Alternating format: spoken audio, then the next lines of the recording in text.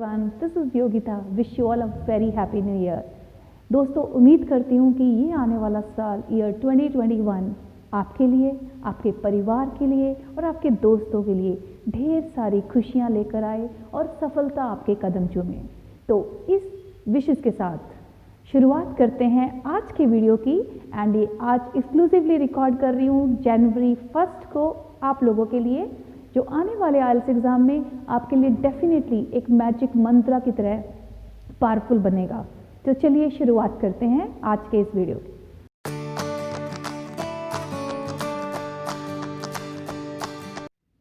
तो आगे बढ़ने से पहले चैनल को सब्सक्राइब कर दें और लाइक बटन दबाकर बेल आइकन को दबा दीजिए ताकि आगे आने वाले वीडियो के अपडेट्स आपको लगातार मिलते रहें। तो बात करते हैं आईएलटीएस एग्ज़ाम के स्पीकिंग टेस्ट के बारे में। क्यों आखिर ये एग्ज़ाम और ये टेस्ट इतना चैलेंजिंग बन जाता है आईएलटीएस के एस्पिरेंट्स के लिए, तो ये जानना बहुत ज़रूरी है। सबसे मेजर रीज़न स्पीकिंग टेस्ट में कम स्कोर आने का ये होता है कि स्पीकिंग टेस्ट की स्ट्रैटेजीज़ के बारे में बच्चों को नहीं पता होता, फर्स्ट थिंग। और सेकेंड इम्पॉर्टेंट थिंग है कि आईएलटीएस एग्ज़ाम के स्पीकिंग टेस्ट को देने के लिए बहुत से बच्चे लैंग्वेज के अंदर कंफर्टेबल नहीं होते, लैंग्वेज के अंदर उतने कॉन्फिडेंट नहीं होते। तो क्या कुछ ऐसा मैजिक मंत्र है जिन स्टेप्स को फॉलो करके, जिन टिप्स को फॉलो करके हम स्पीकिंग टेस्ट में एक अच्छा डिज़ायर्ड बैंड स्कोर कर सकते हैं? तो चलिए बात करते हैं ऐसे ही 10 टिप्स के बारे में। तो मेरा दावा है इन 10 टिप्स को जानने के बाद अगर आप उनको फॉलो करते हैं और स्पीकिंग टेस्ट में अपीयर होते हैं और उसी लेवल पे उसको प्रैक्टिस करते हैं तो आप एक अच्छा बैंड स्कोर कर सकते हैं। चलिए तो पहले टिप की बात करेंगे जो कि स्पीकिंग टेस्ट के अंदर बहुत ज़रूरी टिप है। Let cramming not kill your natural flow. Cramming अक्सर बचपन से आदत होती है कि रट्टा लगाओ, रट्टा लगाना बहुत अच्छी बात है और रट्टा लगाना भी चाहिए जब एक ऐसा एग्ज़ाम देना है जिसके अंदर थ्योरी है। But speaking test is not a theory. Speaking test is totally a practical exam जहाँ पे आपके लैंग्वेज को असेस किया जाता है, लैंग्वेज के फ्लो को जज किया जाता है। तो उसके अंदर अगर आप रट्टा लगाएंगे, आंसर्स को याद करेंगे तो ये बहुत हार्मफुल होने वाला है। तो आंसर्स को कभी क्रैम मत कीजिए। हो सकता है ऐसा ही कोई क्वेश्चन आपके एग्ज़ाम में अपीयर भी हो जाए, आ भी जाए, जो कि ऑलरेडी आपने प्रिपेयर किया हुआ है। उस केस में आपका जो नेचुरल फ्लो है, आपकी स्पीच का एक नेचुरल रिदम है, वो टोटली स्पॉइल हो जाएगा and the examiner will not be impressed at all. तो एक अच्छे हाई बैंड स्कोर करने के लिए क्या ज़रूरी है? अपने आंसर्स को नेचुरल फ्लो में बोलना और रट्टा नहीं लगाना। और जब प्रैक्टिस करते हो ना, उसी के दौरान ही हमें इस चीज़ को फुल फ्लो में लाना है कि हमने इसको क्रैम नहीं करना, हमने इसको नेचुरली द वे हम किसी भी लैंग्वेज को बोलते हैं, जैसे हम हिंदी को बोलते हैं, जैसे हम पंजाबी को बोलते हैं, तो अक्सर हमारी अपनी लैंग्वेज में एक नेचुरल फ्लो होता है। उसी नेचुरल फ्लो को हमें इंग्लिश को बोलते हुए लाना है।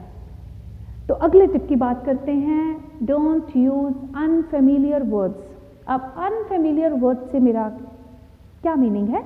अनफेमिलियर वर्ड्स ऐसे वर्ड्स होते हैं जो कॉमन यूज़ में नहीं आते और जो ऐसे होते हैं जिसका एक लेमैन को या एक लैंग्वेज एक्सपर्ट को भी उन वर्ड्स का कई बार आइडिया नहीं होता।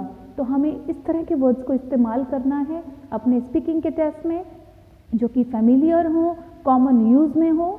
डेफिनेटली अच्छी वोकैबुलरी बहुत इंपॉर्टेंट है, पर unfamiliar words which are not in common use, so we have to avoid. हमें उन वर्ड्स को अवॉइड करना है अपने स्पीकिंग टेस्ट को देते हुए। तो अगले टिप में बात करेंगे, use a variety of grammatical constructions. Grammatical constructions का क्या मतलब है? मैं ये कह सकती हूँ दैट आई लाइक फुटबॉल, और I can also say I have a desperation, I have a tendency of inclination towards football. तो ये मेरी एक डिफरेंट ग्रामेटिकल कंस्ट्रक्शन है जो मैंने थोड़ा सा लैंग्वेज को घुमा के एक डिफरेंट मोड पे उसको यूज़ किया। Simple, compound and complex sentence में के बारे में हमने ग्रामर में पढ़ा है। Simple sentences, I am very shy, और इसी से what makes me feel timid and you are giving a reason, आप उसका कारण बता रहे हैं। What makes me feel shy is that is आप उसका रीज़न बता रहे हैं, I am very shy and the reason for that is, ये भी एक सेंटेंस है। तो अगर आप वैरायटी ऑफ ग्रामेटिकल कंस्ट्रक्शंस का इस्तेमाल करेंगे वो आपके लैंग्वेज के फ्लो को बहुत अच्छा बनाएगा and the person who is your examining you, who is evaluating you, उसको ये आइडिया होगा कि हाँ आपको लैंग्वेज के बारे में बिल्कुल अच्छे से नॉलेज है। अगला टिप जो है स्पीकिंग टेस्ट में, respect punctuation in speech. Now punctuation, marks की जो बात करते हैं, फुल स्टॉप, कॉमा, अक्सर ये जो पंक्चुएशन मार्क्स हैं हम राइटिंग में बहुत इंपॉर्टेंस देते हैं। हमें पता है कि जहाँ पे हमें फुल स्टॉप लगाना है वहाँ पे हमें सेंटेंस का एंड करना है और यहाँ पे हमें कॉमा लगाना है, वहाँ पे सेंटेंस के वर्ड्स के बीच में हमें सेपरेशन क्रिएट करनी है। तो अक्सर ये पंक्चुएशन मार्क्स जो हैं स्पीच में करना हम भूल जाते हैं। जब हम उनकी रिस्पेक्ट करते हैं उसका मतलब है कि अगर हमने सेंटेंस के अंदर कॉमा लगाया है तो हमें थोड़ा सा पॉज देना है, एंड अगर हमने सेंटेंस के अंदर फुल स्टॉप लगाया है तो वहाँ पे भी हमें पॉज देना है। So this is something which is very important कि उसको स्पीच में रिस्पेक्ट करें, उसी हिसाब से आप अपने फ्लो को सेट करें ताकि आपका जो फ्लो है बिल्कुल नेचुरल लगे। कई बार बिल्कुल इस तरह से लगता है कि as if we are reading, कि हम पढ़ते ही जा रहे हैं, हमारा कोई फ्लो नहीं है, ना कहीं फुल स्टॉप है, ना कहीं कॉमा है और कहीं भी नहीं रुक रहे। तो वो पॉजेस को देना हर सेंटेंस के एंड पे, उस पैराग्राफ के एंड पे बहुत ज़रूरी होता है। So this is something we have to follow. Next important tip है फॉलो 3 P's। अब ये 3 P's क्या है? पहली जो P है दैट इज पिच। पिच का मतलब होता है वॉल्यूम। वॉल्यूम आपकी वॉइस का वॉल्यूम, जब आप स्पीकिंग टेस्ट दे रहे हैं, एग्जामिनर के सामने बैठे हैं, आपकी वॉइस का जो वॉल्यूम है वो बैलेंस्ड होना चाहिए। अब अगर आपके एग्जामिनेशन हॉल का एक साइज़ है, उस साइज़ के हिसाब से, बिकॉज आपकी जो वॉइस है वो रिकॉर्ड भी होती है एंड फॉर फ्यूचर असेसमेंट, सो आपको इस चीज़ का ध्यान रखना है कि आपकी जो वॉइस हो वो ऑडिबल हो और रिकॉर्डिंग के अंदर आपकी वॉइस बिल्कुल क्लियर आए। सो आपकी पिच उसी हिसाब से आपको बैलेंस्ड करनी है, neither too loud not too slow, it has to be audible and it has to meet the requirements of your examination hall. Next important P है pace। pace का मतलब होता है स्पीड। बहुत बार मैंने बच्चों को देखा, अक्सर वो बहुत ज़्यादा स्पीड में बोलते हैं और जब आप स्पीड में बोलते हैं तो आप अपना मैसेज उस फ्लो में, उस इमोशन में सामने वाले पर्सन को कन्वे नहीं कर पाते। तो एक बैलेंस स्पीड का होना भी बहुत ज़रूरी है। आप स्पीड को वर्ड्स के बीच में जो डिस्टेंस है, एक प्रॉपर फ्लो है, एक इंटोनेशन है, उस पेस को मेंटेन करते हुए जब आप बोलते हैं तो आपका इम्पैक्ट बहुत पावरफुल होता है एज़ कम्पेयर टू कि आप एक टेक्स्ट रीड कर रहे हैं बुक को सामने रख के, या फिर आप एक नेचुरल बोल रहे हैं। सो दिस इज़ हाउ स्पीड का बैलेंस होना बहुत ज़रूरी है। Next important tip which is the tip for every thing, game कोई प्रैक्टिस कीजिए, गेम को करिए, क्रिकेट खेल रहे हैं प्रैक्टिस की ज़रूरत है, कार ड्राइविंग सीख रहे हैं प्रैक्टिस की ज़रूरत है, लैंग्वेज सीख रहे हैं प्रैक्टिस की ज़रूरत है। So practice is the fundamental P which will help you improve your pitch also and which will help you improve your pace also and other elements of language। तो ये चीज़ तीनों P's को आपने फॉलो करना है। नेक्स्ट इम्पॉर्टेंट पॉइंट है display confident body language. अब body language क्या है?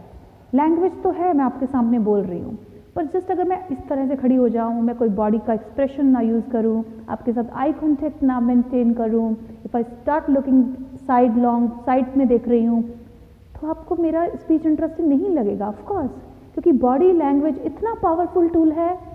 अगर आप उसको इस्तेमाल करें तो आपकी जो बॉडी है आपकी स्पीच के साथ बोलती है।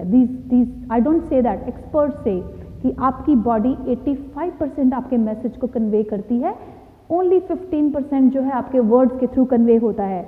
जब आप आईज से बात करते हो, जब आप डायरेक्ट आई कांटेक्ट बनाते हो तो आपकी आईज भी बोलती हैं, जब हैंड्स के जेस्चर्स देते हो बोलते हुए तो आपके हैंड्स भी बात करते हैं। So your body also speaks. तो आपकी बॉडी बहुत पॉजिटिव होनी चाहिए, आपकी बॉडी लैंग्वेज की टोन, आपकी आईज, आपका पोस्चर स्ट्रेट होना चाहिए, आपके जेस्चर्स एप्रोप्रिएट होने चाहिए।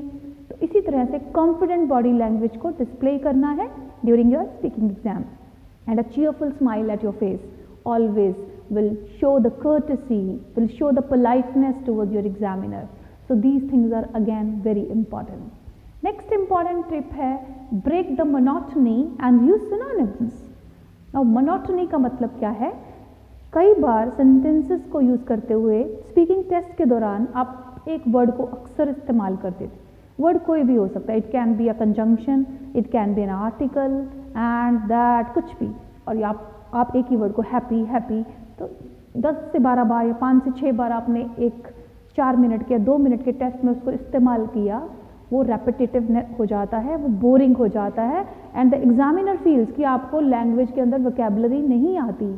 तो आपको क्या करना है, अगर आपने हैप्पी वर्ड का इस्तेमाल किया है तो नेक्स्ट बार अगर आपको उसी पर्टिकुलर वर्ड को इस्तेमाल करना है तो उसका सिनोनिम यूज़ कीजिए, glad, dilated. So this is how आपको ब्रेक करनी है, मोनोटोनस नहीं होना है, बिकॉज मोनोटोनस स्पीच हमेशा सुनने वाले के लिए बोरिंग होती है। So we have to bring lot of vocabulary, common use vocabulary, not unfamiliar vocabulary.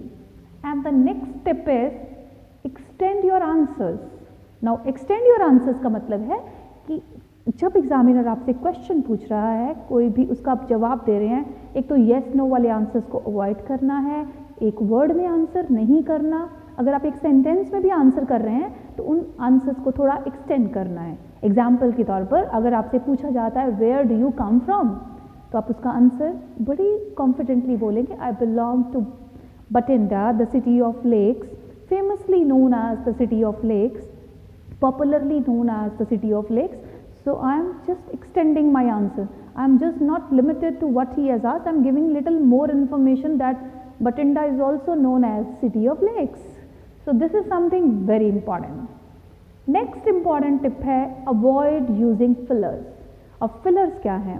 आपकी स्पीच के अंदर अक्सर जब आपके पास शब्दों की कमी पड़ जाती है, आपको वर्ड्स दिमाग में नहीं आते, तो आप fillers का इस्तेमाल करते हैं, like जैसे कि मैंने अभी आपके सामने इस्तेमाल किया, like you know, these are unnecessary slang which come into play.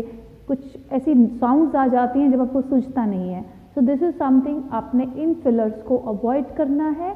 आपकी जो स्पीच है वो कंटिन्यूस होनी चाहिए, फ्लो में होनी चाहिए, फ्लॉलेस होनी चाहिए। फ्लॉलेस मतलब उसमें मिस्टेक्स का कोई भी गुंजाइश नहीं होना चाहिए। Last but not the least, Do not worry much about your accent. अक्सर कैंडिडेट्स को आइल्स इंटरव्यू के दौरान देखा गया है कि वो एक्सेंट को अपने नेचुरल एक्सेंट से थोड़ा सा हटा के नेटिव स्पीकर्स की तरह बोलने की कोशिश करते हैं और अक्सर वहाँ फॉल्टर कर जाते हैं। सो ऐसा हमने नहीं करना है।